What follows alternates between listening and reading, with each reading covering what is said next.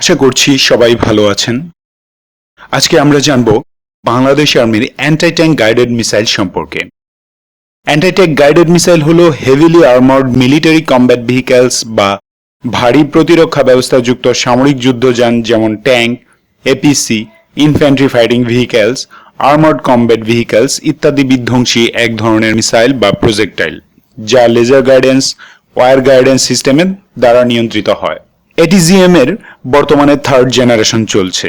Bangladesh army বর্তমান anti tank ফোর্সকে আরও শক্তিশালী করার লক্ষ্যে এক ইভ্যালুয়েশন স্টাডি করেছে। অ্যান্টি আর্মার ক্যাপাবিলিটিস বাড়ানোর লক্ষ্যে existing anti tank guided missile ইনভেন্টরিতে next generation deadly anti tank guided missile যোগ করার পরিকল্পনা আছে আমাদের সেনাবাহিনীর। আমরা পরে সে ব্যাপারে আপডেট ভিডিও দিব।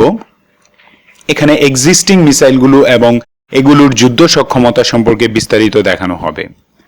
ধারণা করা হয় বাংলাদেশ আর্মির কাছে বর্তমানে 2500 থেকে 3000-এর মতো অ্যান্টি ট্যাঙ্ক মিসাইল আছে। ডিটেইলসে যাবার আগে প্লিজ ডিফেন্স আপডেট বাংলাদেশ চ্যানেলটি সাবস্ক্রাইব করে আমাদের সাপোর্ট করুন, যাতে আপনাদের জন্য বাংলাদেশের সাথে সম্পর্কিত সামরিক ও উন্নয়নমূলক বিভিন্ন ভিডিও নিয়ে হাজির হতে পারি। ফার্স্ট জেনারেশন এটিজিএম এটি প্রথম ডেভেলপ করে ফ্রেঞ্চরা। নর্ড SS-10 ছিল সর্বপ্রথম operational first generation anti tank guided missile. এর গাইডেন্স ছিল মূলত manual command to line of sight বা MCLOS, মানে এতে স্বয়ংক্রিয় কোনো গাইডেন্স সিস্টেম ছিল না। একজন সৈন্যকে সম্পূর্ণ গাইডেন্স মনিটর করতে হতো এবং এর জন্য টার্গেটের খুব কাছে যেতে হতো। এটা সোলজারদের জন্য লাইফ থ্রেটেনিং ছিল। পরবর্তীতে আসে সেকেন্ড জেনারেশন এটিজিএম। এটি semi automatic command to line of sight বা সাইক্লোস সিস্টেমে গাইডেড। একটি ওয়্যার বা রেডিও গাইডেন্স সিস্টেম দ্বারা এর ফ্লাইট পাথ এবং টার্গেট গাইড করা হয়। এ ধরনের মিসাইল এখনো অপারেশনাল আছে। জ্যাভেলিন সারফেস টু এয়ার মিসাইলের এক্সাম্পল। অত্যাধুনিক বা থার্ড জেনারেশন অ্যান্টি-ট্যাঙ্ক মিসাইলগুলো গাইডেন্সের জন্য লেজার, ইলেকট্রো অপটিক্যাল ইমেজার বা IR সিকার অথবা একটি ডাব্লিউ ব্যান্ড রাডার সিকারের উপর নির্ভর করে। এগুলো ফায়ার অ্যান্ড ফরগেট মিসাইল, মানে মিসাইল ফায়ার করে সরাসরি একে আর গাইড করার দরকার হয়। মিসাইলের নোজ বা নাকে সেট করা লেজার, ইনফ্রারেড বা রাডারের সিকার টার্গেটকে অনায়াসে খুঁজে নিয়ে হিট করতে পারে। তাই মিসাইল ফায়ারের পর লঞ্চার ভেহিক্যাল বা সোলজার দ্রুত স্থান ত্যাগ করে অন্য পজিশনে চলে যেতে, এতে ফরওয়ার্ড ফোর্স নিরাপদ থাকে এবং পজিশন শত্রুর কাছে গোপন থাকে। এ ধরনের গাইডেন্স সিস্টেমের একটা বড় ব্যাকলগ হলো ইলেকট্রনিক কাউন্টার মেজার দিয়ে এই মিসাইলের গাইডেন্স সিস্টেম বিভ্রান্ত করা সম্ভব, যদিও বর্তমানে থার্ড জেনারেশন এটিজিএম গুলো ইলেকট্রনিক কাউন্টার মেজার যুক্ত করা হচ্ছে। তো চলুন দেখা যাক বাংলাদেশ সেনাবাহিনীর অ্যান্টি ট্যাঙ্ক ফোর্সে কি কি মিসাইল এবং রকেট আছে। বাংলাদেশ আর্মি 3 ধরনের anti tank guided missile, 120 mm PF-98 anti tank unguided rocket এবং 105 mm M40 রিকললেস রাইফেল, যা মূলত অ্যান্টি ট্যাঙ্ক ওয়ারফেয়ার গান সিস্টেম তা ব্যবহার করে। তো প্রথমেই চলুন দেখা যাক missile, anti tank guided missile. HJ-8 বা বাক্তাশিকান, হংজিয়ান 8 বা রেড অ্যারো 8 হলো চাইনিজ ডেভেলপড বহুল ব্যবহৃত একটি এটিজিএম। বাংলাদেশ যে ভার্সনটি কিনেছে সেটি খান রিসার্চ ল্যাবরেটরি বা KRL ম্যানুফ্যাকচার্ড বাক্তাশিকান এটিজিএম। বাংলাদেশ 2001 সালে এটি ক্রয় করে। সিপ্রির এক রিপোর্টে বলা হয় বাংলাদেশ সেনাবাহিনী প্রায় 1000 বাক্তাশিকান এটিজিএম কিনেছে এবং KRL এ পর্যন্ত 22,850 ইউনিট তৈরি করেছে, যার 50%ই এক্সপোর্ট হয়েছে। KRL বাক্তাশিকান মিসাইলের সর্বাধুনিক ফায়ার কন্ট্রোল সিস্টেম যোগ করেছে, যার কল্যাণে এটি এক্সিস্টিং প্রায় সব রকমের আর্মার্ড যুদ্ধযান এবং ট্যাঙ্কে ঘায়েল করতে সক্ষম। রেঞ্জ 4 কিলোমিটার, ওজন 25 কেজি, সলিড রকেট মোটর চালিত। গাইডেন্স সিস্টেমে সাইক্লোস সেমি অ্যাক্টিভ লেজার গাইডেন্স। এই মিসাইল রেঞ্জের মাঝে 90% টার্গেটকে সম্পূর্ণ ধ্বংস করতে পারে। এতে আছে ট্যান্ডেম হিট বা high explosive anti tank warhead, যা সহজেই ট্যাঙ্কের এক্সপ্লোসিভ রিঅ্যাক্টিভ আর্মার ERA কে গুড়িয়ে দেয়। বসনিয়া, ইরাক এবং সিরিয়ান যুদ্ধে এই মিসাইল অবিশ্বাস্যভাবে আধুনিক মেইন ব্যাটল ট্যাঙ্ক ধ্বংস করেছে। এই মিসাইল সিস্টেম খুব দ্রুত পার্ট বাই পার্ট আলাদা করা যায় এবং আবার অ্যাসেম্বল করা সম্ভব। প্রয়োজন মতো কাঁধে নিয়ে বহন করা যায়। বাক্তাশিকান বাংলাদেশ আর্মির প্রধান anti tank missile. Tripod, combat vehicle এবং এয়ারক্রাফট, মানে সব ধরনের আর্মার্ড সামরিক হেলিকপ্টার থেকে ফায়ার করা যায়। চায়না ছাড়াও মালয়েশিয়া, আরব আমিরাত, মিশর সহ 20টিরও বেশি দেশ এই মিসাইল মোতায়েন রেখেছে। এবার আসুন 9K1152 মেটিস M1। এটি Russian KBP instrument design bureau design করেছে এবং ম্যানুফ্যাকচারও করে KBP. Bangladesh army 120 unit মেটিস M1 missile system launcher কিনেছে। এই মিসাইল সিস্টেম ডেভেলপ করা হয়েছে সর্বোচ্চ অপারেশনাল ফ্লেক্সিবিলিটিসকে প্রায়োরিটি দিয়ে। এটি ম্যান পোর্টেবল, রেঞ্জ, অ্যাকুরেসি এবং লেথালিটির দিক দিয়ে মেটিস M1 অনন্য এক যুদ্ধাস্ত্র। এর ওজন প্রায় 14 কেজি, রেঞ্জ 3 কিলোমিটার, আছে SACLOS wire guided guidance system. Metis M1 এ হাই এক্সপ্লোসিভ অ্যান্টি ট্যাঙ্ক বা HEAT টান্ডেম এবং thermobaric anti personnel anti material warhead যুক্ত আছে। লঞ্চারের প্রতি মিনিটে ফায়ারিং রেট 3 থেকে 4টি মিসাইল। এটি অ্যাক্টিভ প্রোটেকশন সিস্টেম এবং এক্সপ্লোসিভ রিঅ্যাক্টিভ আর্মর যুক্ত main battle tank, armoured personnel carrier, infantry fighting vehicle, light armoured vehicles, fortifications শহর এই ধরনের সব টার্গেটকে দিনে বা রাতে যে কোনো আবহাওয়ায় ধ্বংস করতে পারে। এটি 35 থেকে 37 ইঞ্চি মোটা মেটাল আর্মার ভেদ করে ট্যাঙ্কে ঘায়েল করে। একটি কমপ্লিট মেটিস M1 সিস্টেমে আছে একটি লঞ্চার এবং 5টি মিসাইলের একটি প্যাক। একটি ইউনিট অপারেট করে 3 জন ক্রু। একজন ক্রু একটি মিসাইল লোডেড অবস্থায় কম্প্যাক্টলি প্যাক লঞ্চারটি কাঁধে নিয়ে বহন করে, বাকি 2 জন ক্রু 2টি করে মিসাইলের প্যাক বহন করে। এই লঞ্চার প্যাক নিয়ে একজন সৈনিক যে কোনো ধরনের টেরেইনে পায়ে হেঁটে পজিশনে পৌঁছাতে পারে, এমনকি অল্প গভীরতার খরস্রোতা নদী বা খালও অতিক্রম করা যায়। একটি মিসাইল লোড থাকায় খুব দ্রুত মিসাইল লঞ্চ করা যায়। হঠাৎ উপস্থিত কোনো টার্গেট ঘায়েল করার জন্য কোনো গাছ, টিলা বা অন্য কোনো অবস্থানে লঞ্চারকে ঠেকিয়ে কাঁধ থেকে মিসাইল লঞ্চ করা যায় অনায়াসে। রাশিয়া সহ কয়েক ডজন দেশ মেটিস M1 anti tank missile system ব্যবহার করছে।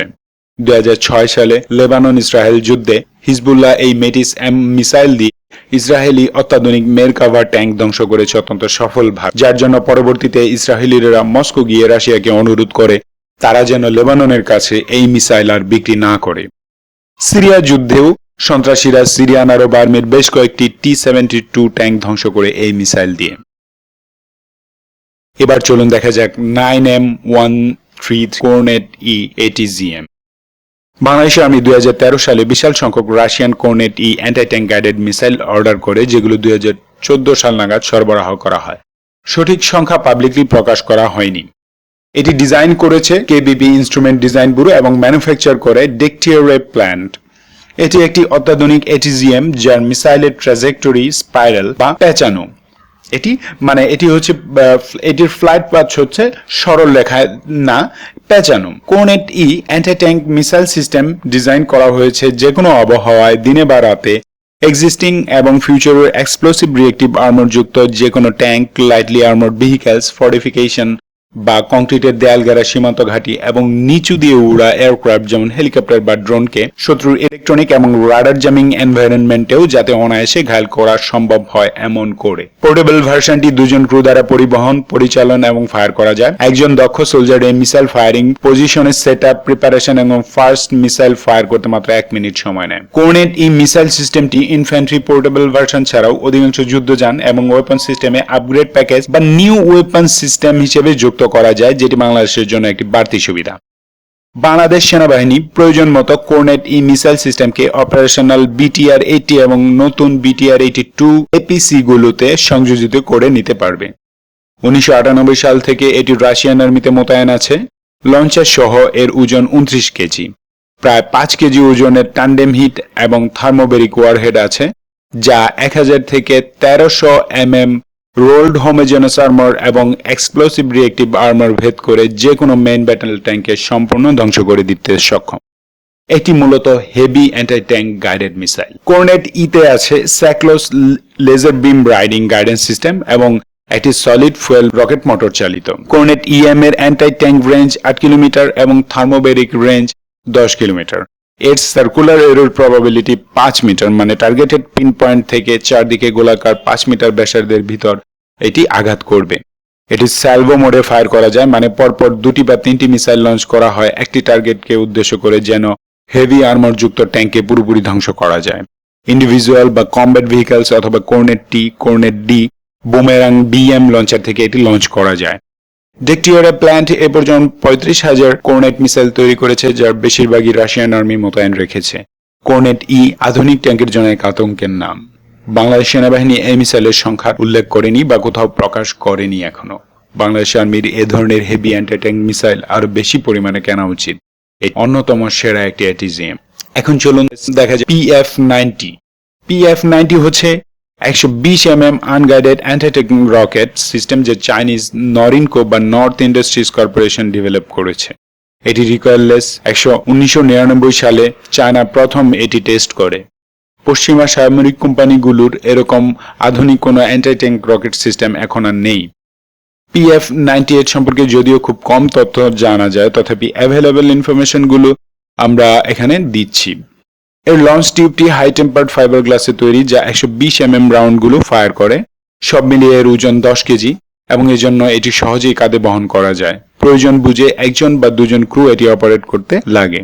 এই রকেট লঞ্চের সিস্টেমটি এমনভাবে ডিজাইন করা হয়েছে যেন এটি নিখুঁতভাবে 120 mm মাল্টিপারপাস হাই এক্সপ্লোসিভ অথবা high explosive anti tank projectile fire করতে পারে। PF-98 এর ব্যাটালিয়ন ভার্সনে একটি ফায়ার কন্ট্রোল কম্পিউটার, একটি লেজার রেঞ্জ ফাইন্ডার এবং একটি LED ডিসপ্লে আছে। কোম্পানি ভার্সনে আছে একটি নাইট ভিশন চ্যানেল যুক্ত 4x টেলিস্কোপিক অপটিক্যাল সাইট।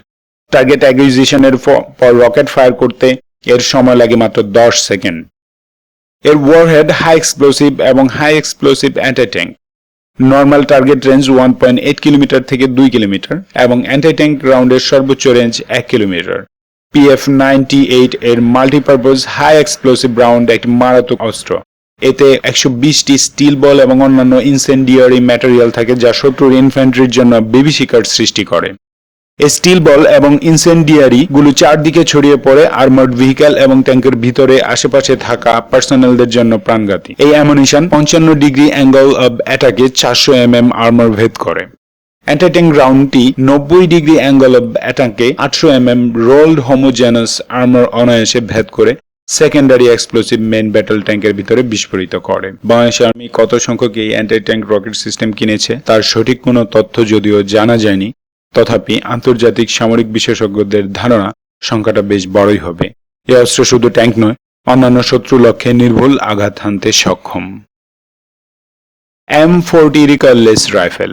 আমেরিকার তৈরি M40 রিকয়েললেস রাইফেল হলো হালকা, portable 105 mm anti tank weapon. Watervliet arsenal এটির ম্যানুফ্যাকচারার। এতে একটি সাইটিং রাইফেল থাকে। 105 mm রাউন্ডটি কার্ট্রিজের সাথে ফিক্সড অবস্থায় থাকে এবং সেভাবেই রাইফেলে লোড করা হয়। এতে সময়ও লাগে কম এবং প্রজেক্টাইলের অ্যালাইনমেন্টও থাকে ঠিক। এর ওজন 209.5 kg. Tripod carriage recoilless gun system. এতে HEAT মানে HEAT, high explosive anti tank, high explosive plastic, high explosive anti personnel এবং ক্যানিস্টার রাউন্ড ব্যবহার করা যায়। বিশ্বের প্রায় 3 ডজনেরও বেশি দেশ এই অস্ত্র ব্যবহার করে বা করছে। ভিয়েতনাম যুদ্ধে আমেরিকার অন্যতম সফল একটি অস্ত্র এটি। M40 একটি ট্রাইপডে সেট আপ করা হয় এবং এটি প্রায় সব ধরনের সামরিক যানেও মাউন্ট করা সম্ভব খুব সহজে। এর high explosive anti tank round 700 mm armour penetrate করতে সক্ষম। যদিও বাংলাদেশ আর্মি বর্তমানে সর্বাধুনিক অ্যান্টি-ট্যাঙ্ক এবং anti armour guided missile system evaluate করছে, তবুও M40 এর লাইফ টাইম পর্যন্ত অপারেশনাল থাকবে। বাংলাদেশ সেনাবাহিনী অত্যন্ত শক্তিশালী একটি অ্যান্টি আর্মার ফোর্স গঠনের প্রক্রিয়া শুরু করেছে। তার অংশ হিসেবে 3rd জেনারেশন ATGM নিয়ে স্টাডি চলছে। আশা করা যাচ্ছে খুব শীঘ্রই নতুন অত্যাধুনিক অ্যান্টি-ট্যাঙ্ক গাইডেড মিসাইল যুক্ত হবে আমাদের সেনাবাহিনীতে। সেগুলো সবই হবে 3rd জেনারেশন। এ ব্যাপারে নির্ভরযোগ্য তথ্য পেলে আমরা আপনাদের ভিডিওর মাধ্যমে আপডেট জানাবো। ততক্ষণ সুস্থ থাকুন, দেশকে ভালোবাসুন, দেশের জন্য কাজ করুন। ধন্যবাদ সবাইকে ভিডিওটি দেখার জন্য।